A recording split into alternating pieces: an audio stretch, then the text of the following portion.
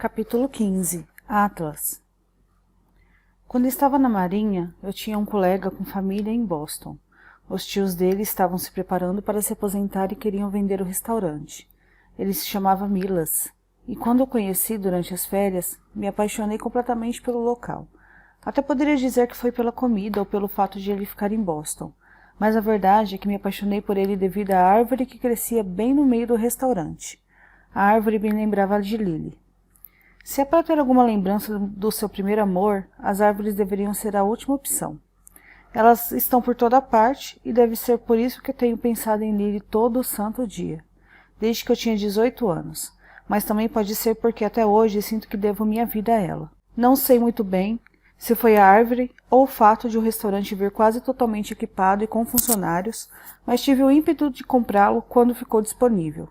Não era meu objetivo ter um restaurante logo após sair da Marinha. Eu planejava trabalhar como chefe para adquirir experiência, mas quando a oportunidade surgiu, não consegui deixar escapar. Dei o dinheiro que tinha poupado durante meu período na Marinha, fiz um empréstimo e comprei o restaurante, mudei o nome e criei um cardápio novinho em folha. Às vezes eu me sinto culpado pelo sucesso do Bibis, como se não fosse mérito meu. Eu não apenas herdei os funcionários que já sabiam o que estavam fazendo, mas também herdei os clientes. Não construí tudo do zero. E é por isso que a síndrome do impostor fala mais alto quando as pessoas me parabenizam pelo sucesso do Bibis. Foi por isso que abri o Corrigans. Talvez eu não quisesse provar nada para ninguém, além de mim mesmo, mas queria saber se eu conseguiria.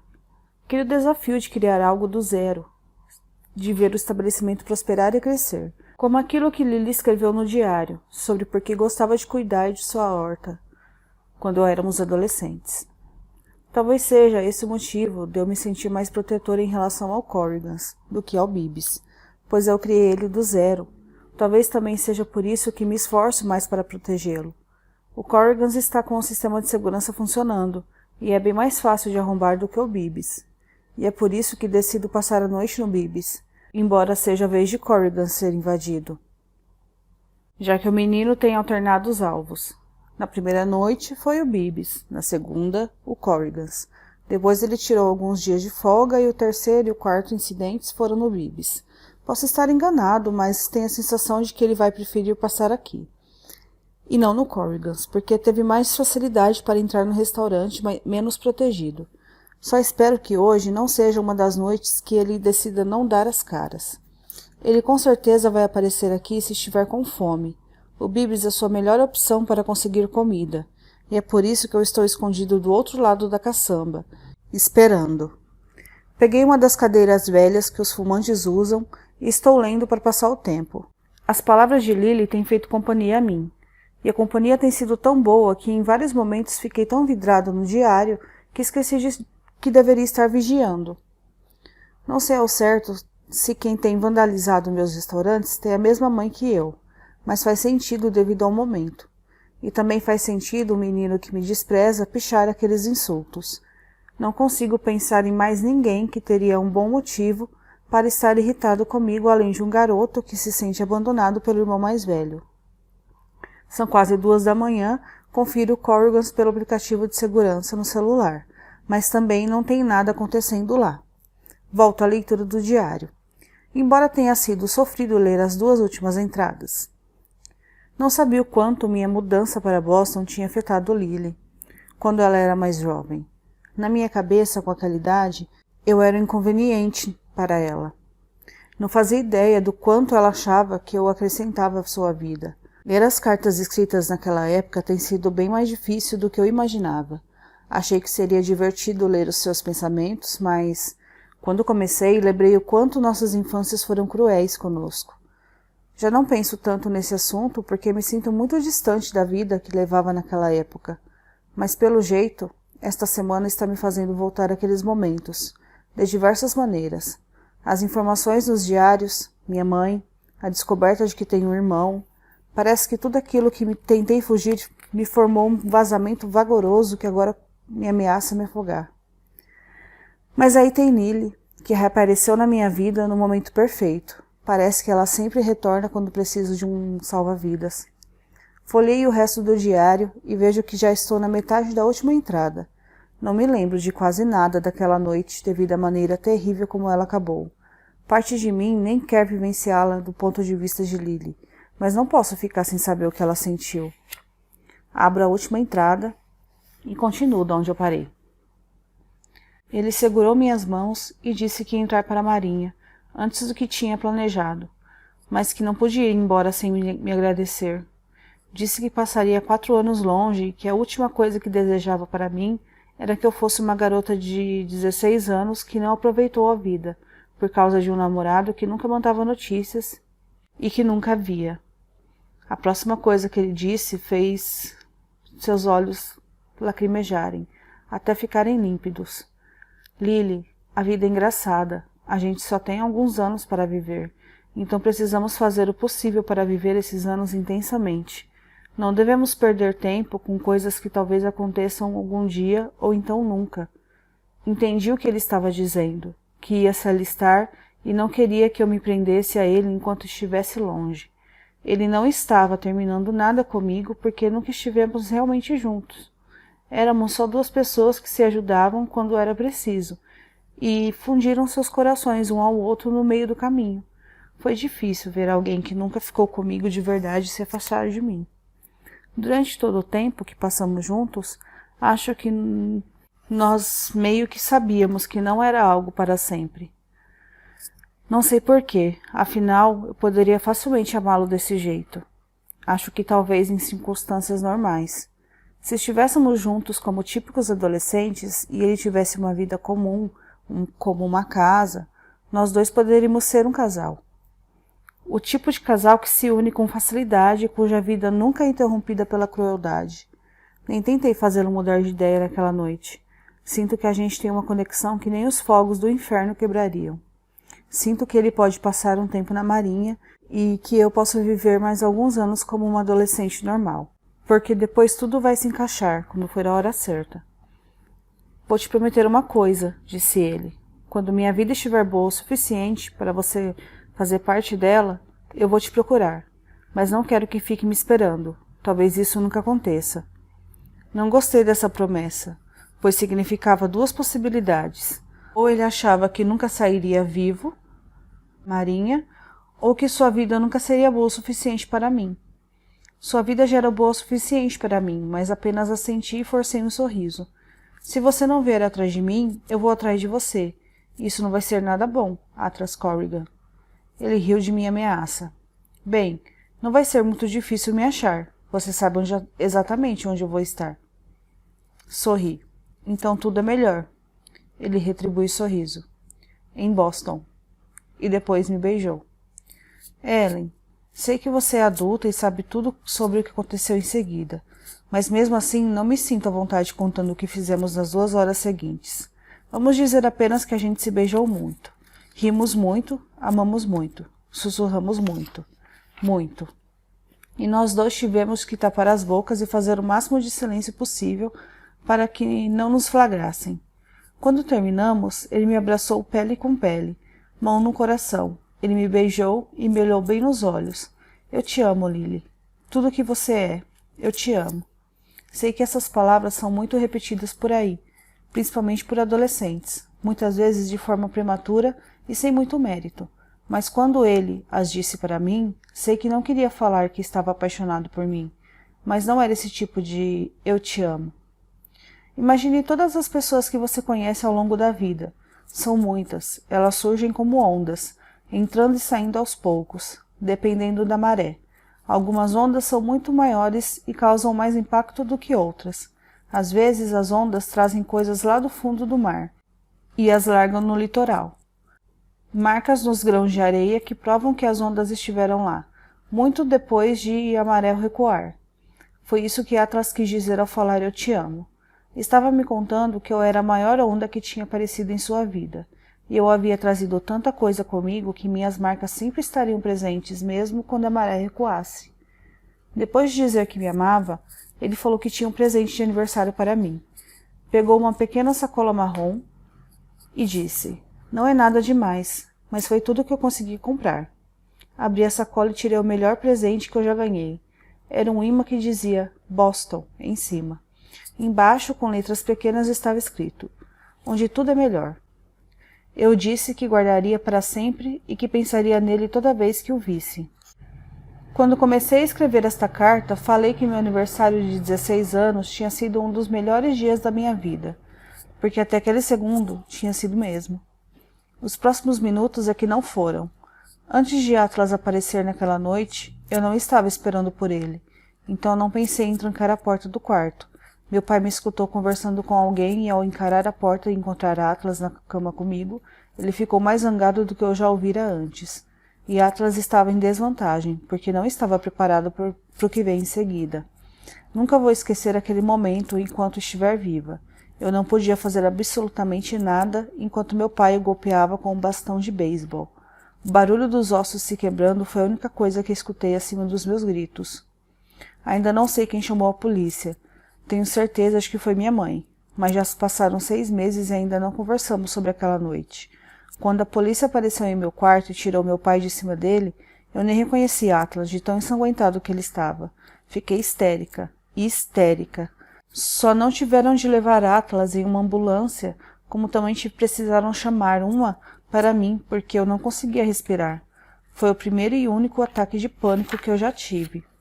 Ninguém queria me dizer onde ele estava ou se estava bem.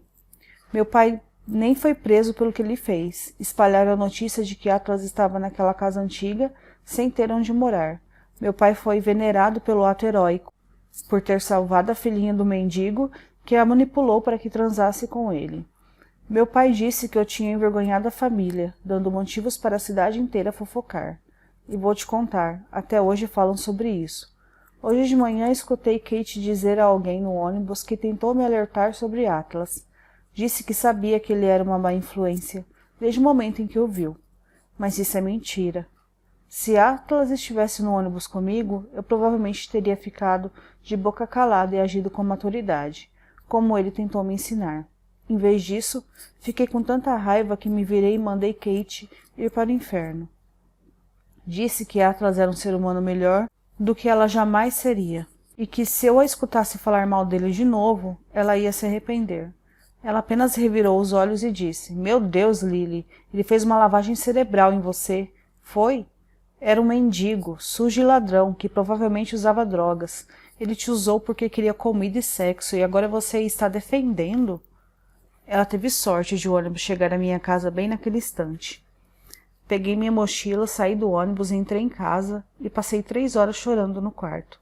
Agora minha cabeça está doendo, mas eu sabia que só ficaria melhor se finalmente colocasse tudo para fora. Aqui no meu diário. Já faz 6 meses que evito escrever esta carta. Sem querer ofender Ellen, mas minha cabeça continua doendo, meu coração também. Talvez esteja doendo ainda mais do que ontem. Esta carta não ajudou nem um pouco. Acho que vou passar um tempo sem escrever, porque me lembro dele quando escrevo para você. E tudo isso dói. Dói muito. Até ele vir atrás de mim. Vou apenas fingir que está tudo bem. Vou continuar fingindo que estou nadando, quando na verdade só estou boiando, quase sem conseguir manter a cabeça fora da água. Lily. Fecho o diário depois de ler a última página. Não sei o que sentir porque sinto tudo. Raiva, amor, tristeza, felicidade. Sempre odiei não conseguir lembrar de quase nada daquela noite, por mais que tentasse pensar em cada palavra que dissemos. O fato de Lily ter anotado tudo é um presente, embora seja um presente triste. Naquela época, eu temia que Lily fosse frágil demais para saber dos detalhes da minha vida. Eu queria protegê-la das coisas negativas que estavam acontecendo, mas ler suas palavras me mostrou que Lily não precisava ser protegida. Pelo contrário, ela poderia até mesmo ter ajudado a enfrentá-las. Sinto vontade de escrever outra carta para ela, mas acima de tudo, sinto vontade de estar com ela, de conversar sobre tudo isso pessoalmente. Sei que estamos indo devagar, mas quanto mais tempo passo perto dela, mais fico impaciente para reencontrá-la. Eu me levanto para guardar o diário e pegar algo para beber enquanto espero, mas paro assim que fico de pé. Há um poste no começo do beco iluminando o restaurante e tem uma sombra se movendo na luz. A sombra passa na frente do restaurante, indo na outra direção, como se o dono da sombra estivesse vindo para perto de mim. Recuo para continuar escondido. Alguém aparece. um garoto se aproxima da porta dos fundos. Não sei se esse garoto é meu irmão, mas com certeza é a mesma pessoa que vi na gravação da câmera do Corrigans. Mesmas roupas, mesmo moletom, com o capuz na cabeça. Continuo escondido, observando, e a cada segundo que passa, me convenço mais de que ele é exatamente quem eu acho. Ele tem um porte parecido com o meu. Até se move como eu. Sou tomado por uma energia ansiosa, pois quero conhecê-lo. Quero lhe dizer que não estou com raiva e que sei pelo que ele está passando. Acho que eu não estava irritado com um vândalo nem mesmo antes de saber que talvez fosse meu irmão. Já é difícil se irritar com uma criança, mas ainda mais difícil se irritar com uma que foi criada pela mesma mulher que supostamente me criou. Sei como é ter que fazer o possível para sobreviver. Também sei como é estar disposto a fazer de tudo para chamar a atenção de alguém, de qualquer pessoa.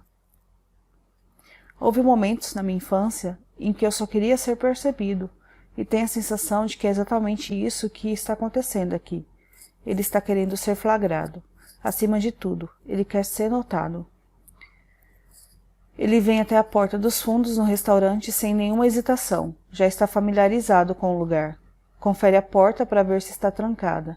Como não abre, ele tira do moletom uma nova lata de tinta spray. Espero até que a erga, e é quando decido revelar minha presença. Você está segurando errado. Minha voz o sobressalta. Quando ele se vira e me encara, percebo o quanto é jovem e sinto um grande aperto no coração, como se ele estivesse prestes a estourar. Tento imaginar Theo sozinho aqui, no meio de uma noite assim. Ainda há algo infantil no medo dos seus olhos. Quando começa a me aproximar, ele dá um passo para trás, procurando uma maneira de escapar depressa, mas não tenta correr.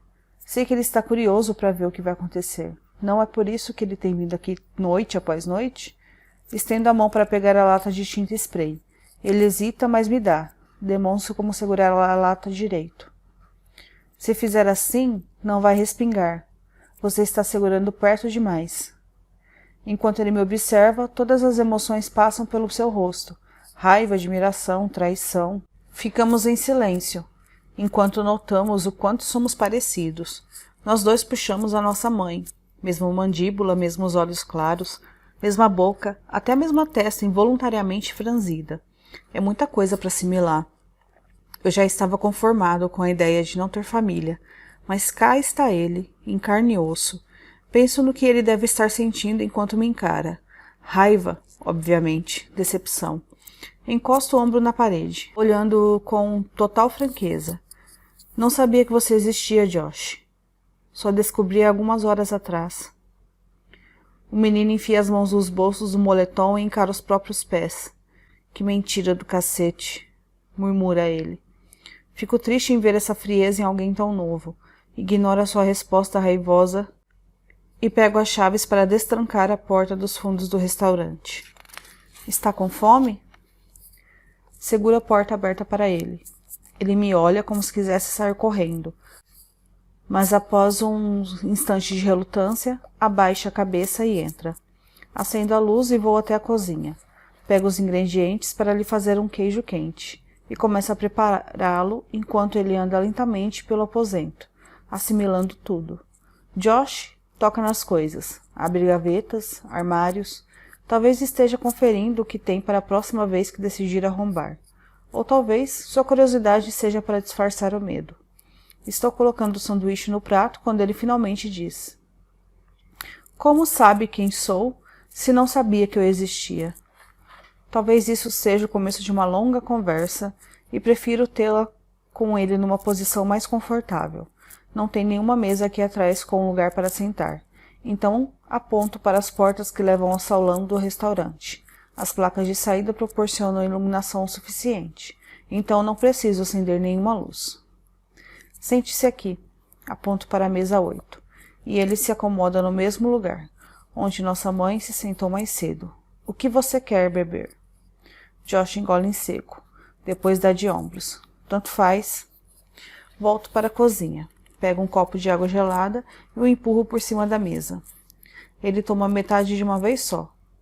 Sua mãe esteve aqui hoje à noite, digo. Ela está te procurando. Ele faz cara de que não se importa e continua comendo. Onde você está dormindo? Por aí. responde ele com a boca cheia. Está indo à escola? Não recentemente. Deixo dar algumas mordidas antes de continuar. A última coisa que eu quero é assustá-lo por ter feito perguntas demais. Por que fugiu de casa? Pergunto. Por causa dela? De Sutton? Assinto. Pergunto no tipo de relação que os dois têm, se nem mesmo se refere a ela como mãe. Pois é, a gente brigou. A gente sempre briga por qualquer merda. Ele termina o queijo quente e bebe o restante da água. E seu pai? Tim. Foi embora quando eu era pequeno. Seus olhos percorrem o salão e se fixam na árvore. Quando me olha de volta, se inclina a cabeça. Você é rico? Se eu fosse, não te contaria. Você já tentou me roubar 4 vezes. Vejo um sorrisinho se insinuando em sua boca, mas ele se recusa a sorrir para valer. Josh relaxa um pouco mais o encosto, afastando o capuz do rosto. Mechas de cabelo castanho oleoso caem para a frente, e ele as empurra para trás. Seu cabelo parece estar precisando de um corte há um bom tempo, com laterais longas e irregulares, demais para serem propositais. Ela disse que você foi embora por minha causa. Disse que você não queria um irmão. Preciso conter minha irritação. Puxo o prato vazio e o copo para perto de mim e me levanto. E disse, só soube de você hoje, Josh. Juro. Teria ficado por perto se eu soubesse. Ele me olha de seu lugar me observando, querendo saber se pode confiar em mim. Agora você já sabe que eu existo. Josh diz isso como se estivesse me desafiando a agir de uma maneira melhor, a provar que ele não precisa esperar só coisas ruins no mundo. Aponta a cabeça para as portas da cozinha. Tem razão, vamos. Ele não se levanta de imediato. Para onde? Para minha casa. Tem um quarto para você, contanto que pare de ficar xingando tanto. Ele ergue a sobrancelha. Por acaso você é algum fanático religioso, é? Gesticulo para que ele se levante. O menino de 11 anos xingando o tempo todo cheira a desespero. E é só aos 14 anos que isso passa a ser coisa de gente descolada. Não tenho 11 anos, tenho 12. Ah, ela disse que você tinha 11. Mesmo assim, você é novo demais para ser descolado. Josh se levanta e vem para a cozinha atrás de mim. Eu me viro para ele enquanto empurro as portas para trás. E só para você saber, você escreve palhaço errado. Não tem a letra I no meio. Ele parece surpreso. Bem que eu achei esquisito depois que eu escrevi. Põe a louça na pia, mas são quase 3 da manhã. E não estou a fim de lavá-la. Apago a luz e deixo Josh na frente, até a porta dos fundos. Enquanto eu a tranco, ele pergunta, você vai contar para Sutton que eu estou aqui? Ainda não decidi o que eu vou fazer, admito, e começo a andar pelo beco enquanto ele se apressa para me alcançar. De qualquer maneira, estou pensando em ir para Chicago, anuncia. Devo passar só uma noite na sua casa. Rio quando penso que esse menino acha que eu vou deixá-lo fugir para outra cidade, agora que eu sei que ele existe. No que é que eu estou me metendo, hein? Tenho a impressão de que minhas responsabilidades cotidianas acabam de dobrar. A gente tem mais algum irmão ou irmã que eu não conheça? Pergunto. Somente os gêmeos, mas eles só têm 8 anos. Paro imediatamente e olho para ele. Josh sorri. Estou zoando. É só a gente mesmo. Balanço a cabeça e pego a parte de trás do seu capuz, puxando-o para cima da cabeça dele. Você é uma figura. Ele está sorrindo quando chegamos ao meu carro. Também estou, até que sinto um frio na barriga de preocupação. Conheço Josh há meia hora, sei que ele existe há menos de um dia, mas agora estou com a sensação de que eu vou protegê-lo pro resto da minha vida.